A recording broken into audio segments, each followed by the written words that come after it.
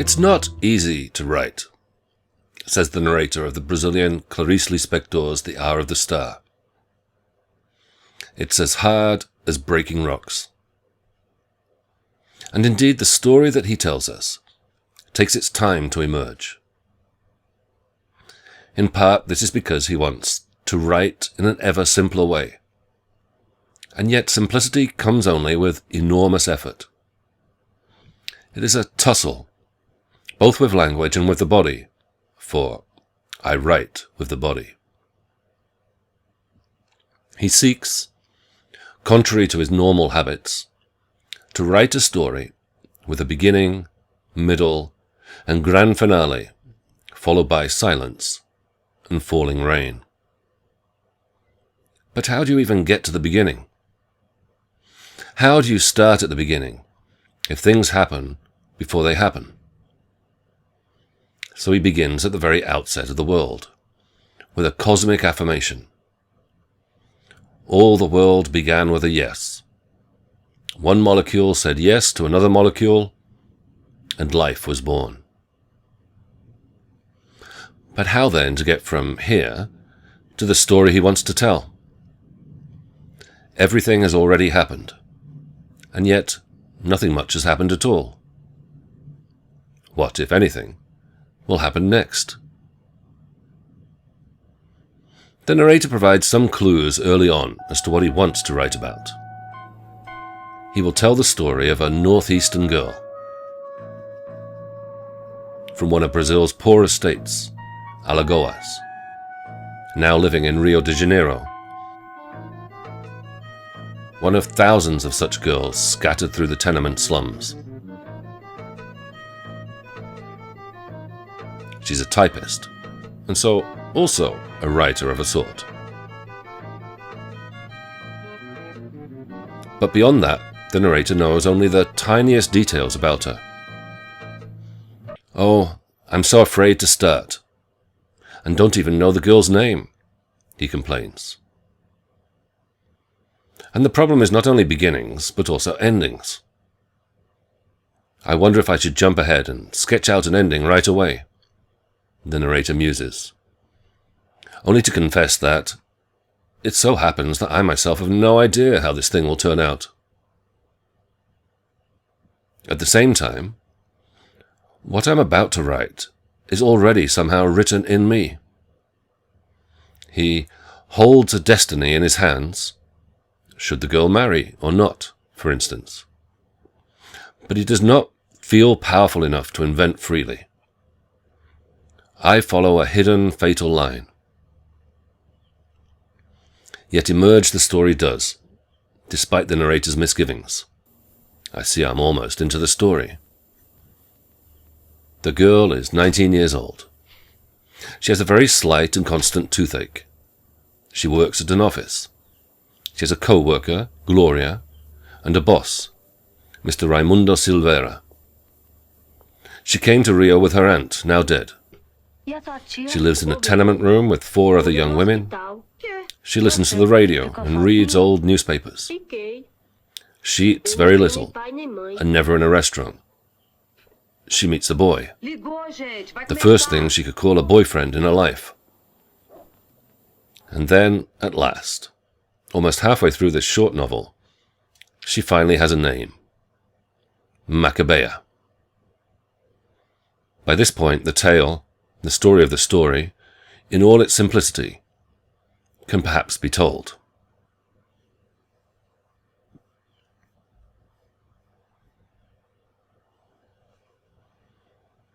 The boyfriend, who goes by the extravagant, self-assumed name of Olímpico de Jesus Moreira Chaves, also comes from the northeast, the area around Salvador da Bahia, Fortaleza, and Recife, jutting out into the Atlantic Ocean, which is not only the poorest region of Brazil, but which also has the highest proportion of its population, well over a third, who are of African descent. It was here that many of the 4 to 5 million enslaved people transported from Africa to colonial and post-colonial Brazil were first disembarked, primarily to work in the sugar plantations on the coast. Now those slaves' descendants migrate south, to richer and whiter cities such as Rio and Sao Paulo, seeking a better future. Olímpico certainly thinks he is on the way up, working in a metals factory.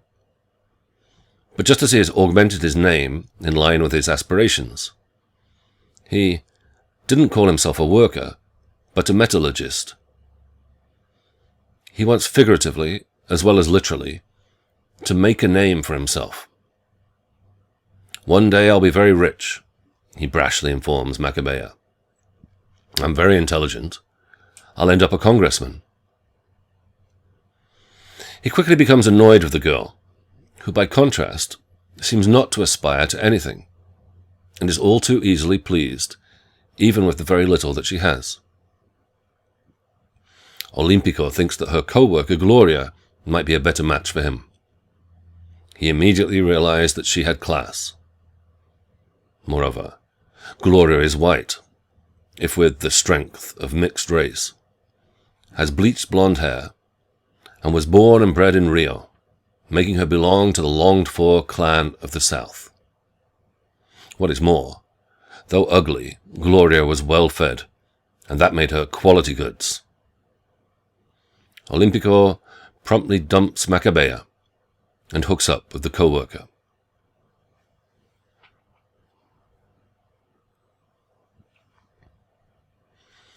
Abandoned by Olímpico, Macabea does not allow herself to become despondent. Sadness was also something for rich people, for people who could afford it, for people who didn't have anything better to do. Sadness was a luxury. She is almost without affect, not least because her social circle is now still more reduced, so that it is as though she is not even there, hardly leaving an imprint on the city. For other people, she didn't exist. She wants to be a star. She paints her lips in imitation of Marilyn Monroe, but instead of lipstick, it looked like thick blood had spurted from her lips. She identified with the picture of the young Greta Garbo, but she sees that for her, there was no place in the world. For the first time in her life, she goes to a doctor, who sees she's malnourished, and diagnoses her with the early stages of pulmonary tuberculosis. By this point, though he tells us that he's in love with Macabea, my dear Maca, in love with her ugliness and total anonymity, since she belongs to no one, even the narrator is beginning to tire of her. He takes a break from writing. When he comes back, Macabea, encouraged by Gloria, visits the fortune teller, who tells her she has a marvelous destiny, will have a rich, foreign, blonde boyfriend. É uma coisa muito séria, muito alegre. Her life will change the minute you step out of this house. A partir do momento que você sair da minha casa, você vai ser uma outra pessoa. But as she leaves, crossing the street, she's hit by a car, and for all the narrator's efforts, I'm going to do everything I can to keep her from dying. And there she dies, finally free of herself and us. Nothing much has happened in the end. Her bare, almost entirely unqualified life is over and done with. Yet at the hour of death, we are told, a person becomes a shining movie star. It's everyone's moment of glory. Has Macabea had her hour as a star? Would anyone even notice if she had?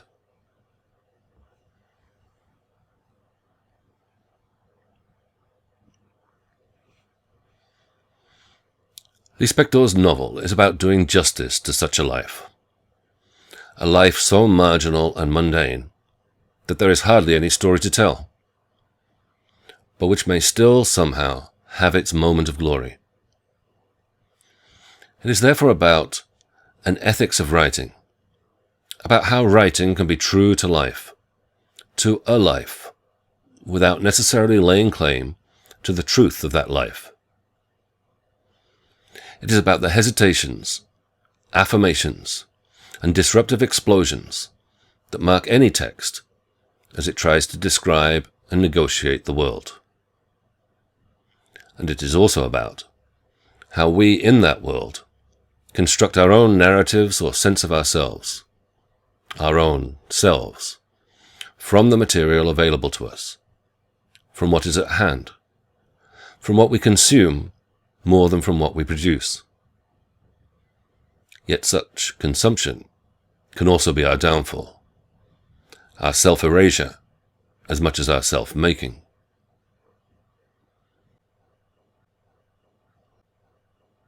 The novel ends as it begins, with an affirmation.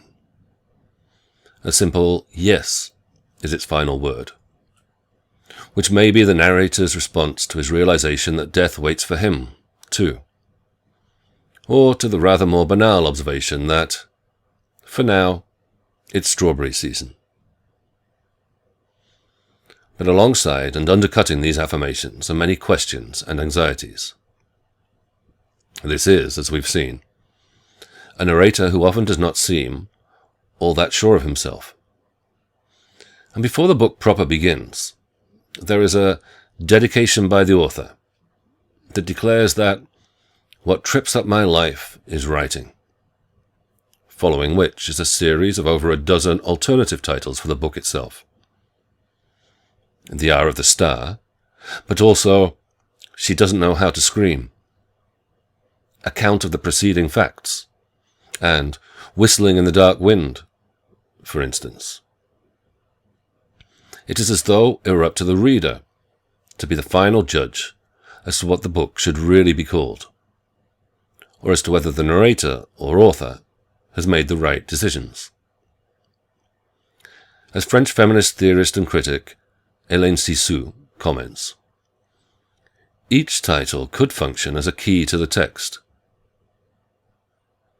My question, then, is what difference a title makes, and how we might read this novel differently if it were entitled, say, Singing the Blues, or Discreet Exit Through the Back Door, in place of The Hour of the Star. How do we evaluate these choices? How does it affect us to read a book that declares that it is still being written while we are reading it? I'm writing at the same time I'm being read. Put down some thoughts. While you do that, I'll have a can of Coca-Cola. But I'll be right back.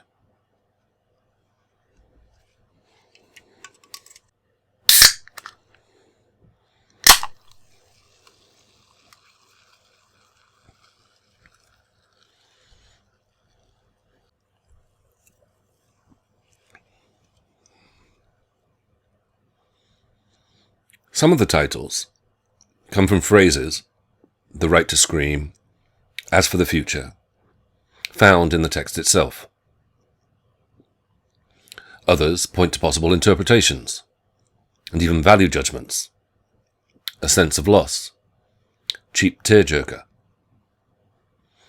A couple, however, also point to a sense of ethical anguish, or alternative in an attempt to pass the buck on the part of someone observing the events the book sets out to narrate. It's all my fault. Let her deal with it. I can't do anything. The book's star, in the title we ultimately have, is here displaced, to stress instead the perspective of the bystander, the person on the side of the road, and of course the narrator himself, who so frequently examines, but also washes his hands of, his own responsibilities and duties toward the character he's conjuring up for us. Throughout the book, after all, the overly voluble, oversharing narrator turns to us to explain and justify himself where he can, and to throw himself on our mercy where he cannot, or will not. Even down to the issue of his heroine's death, he is keen to stress his limits, his powerlessness. Is Macabea by any chance going to die? How should I know? And when something does happen, his response, like Maccabea's own resigned view of the world, is that this is just the way things are. It is fate, that is, like the accident itself that mows Maccabea down, all part of life's game of chance. So why then talk of blame at all? Who am I, the author asks, to rebuke the guilty? The worst part is that I have to forgive them. We must reach such a nothing that we indifferently love or don't love the criminal who kills us. But if this is, in fact, the lesson of the book, if this book or any other needs to offer a lesson, then it's perhaps only Maccabea herself who ever arrives at this point of bliss, such that she can forgive both the driver who kills her and the narrator who, for all his denials, has her killed.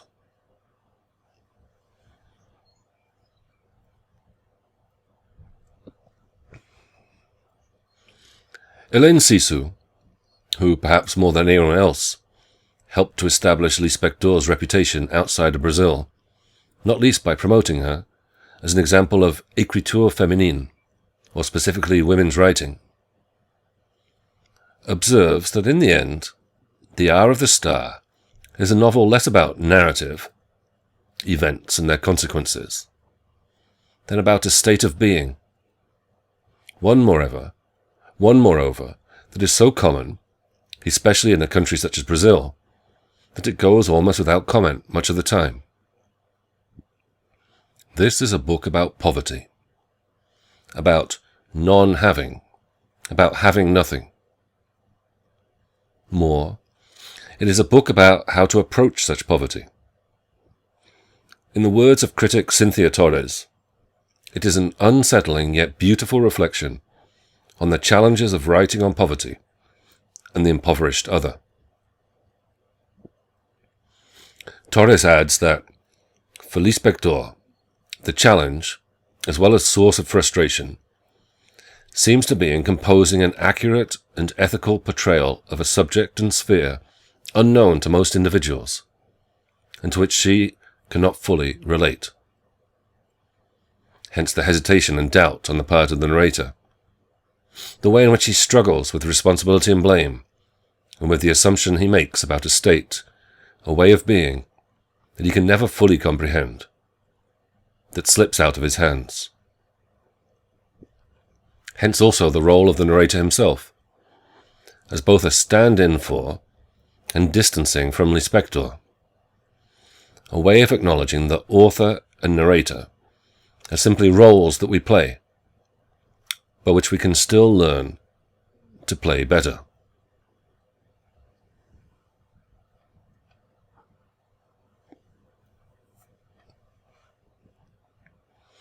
However self-aware the narrator may be about his role as a writer, what he can never fully grasp is that he too is but another character. The true author of The Hour of the Star is of course Clarice Lispector, who makes herself known only fleetingly, with the subtitle to the author's dedication, actually, Na verdade, Clarice Lispector, and with a signature inserted in the list of potential but mostly discarded titles for the novel. Yet even these gestures of showing the author's hand are in turn misleading. For the author of the dedication is not actually Lispector, in that there is no reason why we should believe that this is her own voice, any more than we can believe her stand-in, to whom she's given the name of Rodrigo S.M. And the same goes for her as goes for Rodrigo, when he asked himself, or am I not a writer? Actually, na verdade, I'm more of an actor because, with only one way to punctuate, I juggle with intonation and force another's breathing to accompany my text. Lispector, too, can do no more than juggle with the limits imposed upon her by grammar and writing, which can only ever approximate truth, though they can perhaps be true to themselves, as at best a play with words. And if writing is compared to playing ball, albeit in the first instance, paradoxically, without a ball, from the outset, Lispector tries also to toss the ball to us, her readers, as the novel is described as awaiting our response. It's an unfinished book because it's still waiting for an answer I hope someone in the world can give me. You? We are also, implicitly, characters in this novel. How will we respond to, relate to, account for a life such as Maccabea's? What title will we choose for that endeavour to live with the other, to share their world? And to what extent can we accept that we, too, are playing out roles first written for us by others? On its hesitant title page, a page still full of the possibilities and potential of what the novel might yet become, Lispector presents us with her signature, as though it were the proof of some legal claim to the text, a trace that confirms both her individuality as well as a contract made with the reader.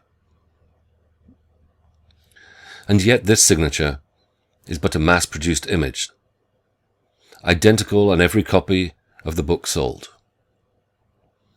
Even within the book itself, it is doubled, copied, in a photograph of the page mock-up, ready for typesetting by the publisher, that follows the title page itself, as though to present us with some of the otherwise hidden technical machinery and human labour required for any book to come to the market. As Maria Librandi Rocha observes, it is in this way that Lispector begins a fictional play within her fiction, which gives her book a theatrical touch of performativity, in that it exposes the framework of creation and its correlative process. The author, too, is part of a larger and more complex machine that sustains and enables representation. Language and the market together work to erase individuality, and yet they are also the tools with which we endlessly try to distinguish ourselves, to make ourselves heard. Maccabea, in turn, is a creature and victim of these same forces, neither more nor less so than Rodrigo S.M. or Clarice Lispector, though her existence is rather more precarious than that of either the narrator or the author, except that, actually, na verdade, Lispector will be dead by the time this book was published. One sign of this precariousness is the length of time it takes the narrator to come up with a name for her, and even then it is only a first name, and a strange name at that. Olympico tells her it sounds like a disease, a skin disease, a name that is also an allusion, a gesture towards the Maccabees, rebel Jewish warriors who are the subject of a semi-apocryphal biblical book. But what, if anything, is it that our reluctant heroine is rebelling against or resisting?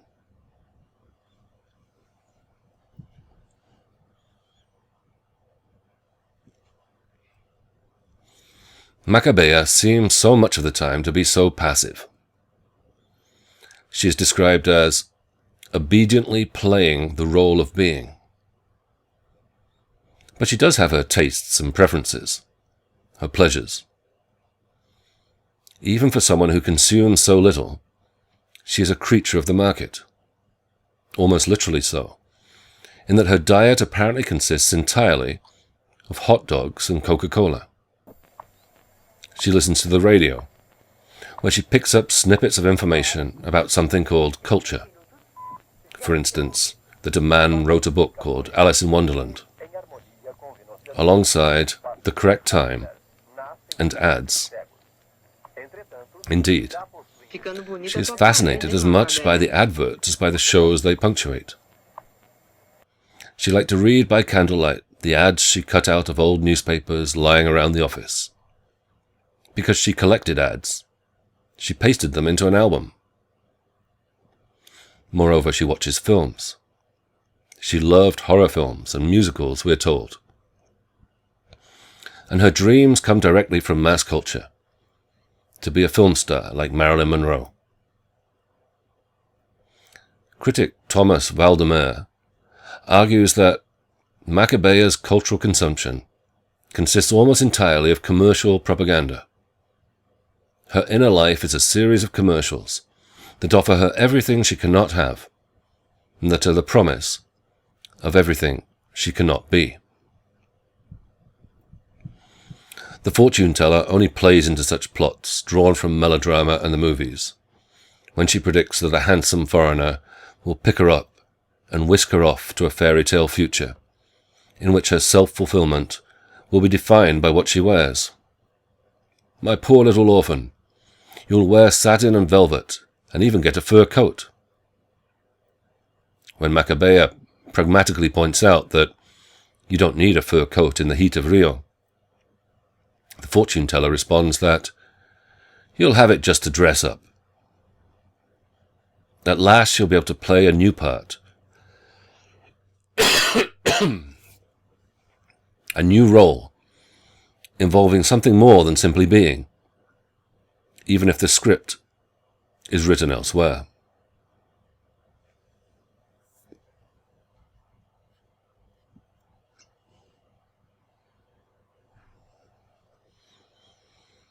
Consumption is also a disease, the tuberculosis that the doctor diagnoses.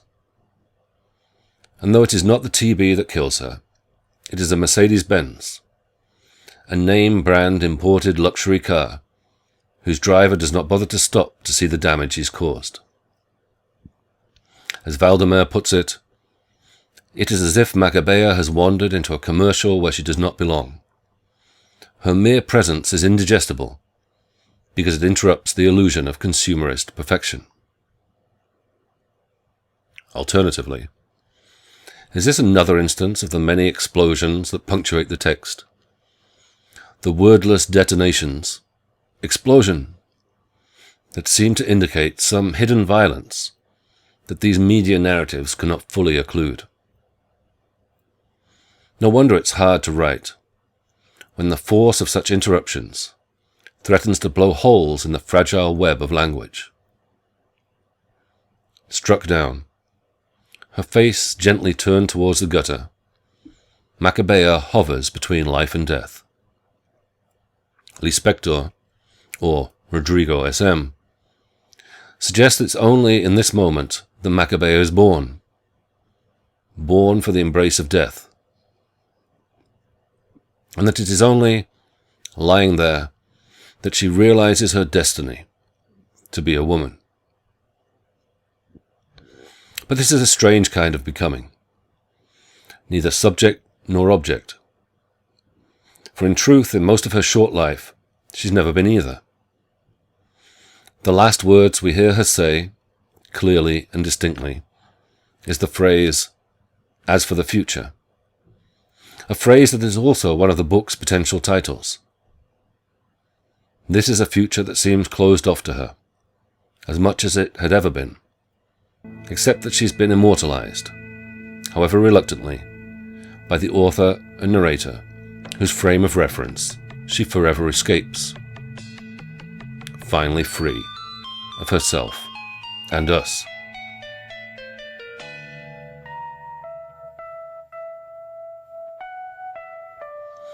In the words of the French philosopher Gilles Deleuze, commenting on a passage in the English novelist Charles Dickens's Our Mutual Friend, in which a man is similarly agonizing, neither fully dead nor fully alive.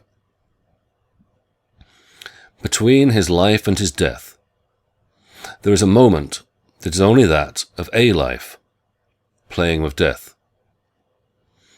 The life of the individual gives way to an impersonal and yet singular life that releases a pure event freed from the accidents of internal and external life, that is, from the subjectivity and objectivity of what happens. Soon enough, however, okay, it's over, the narrator of The Hour of the Star tells us. His thoughts turn to the strawberries, no doubt on offer in the local market. Consumption and narrative, subjectivity, things happening one after another, goes on as ever, but it has been briefly interrupted for those with eyes to see or ears to hear.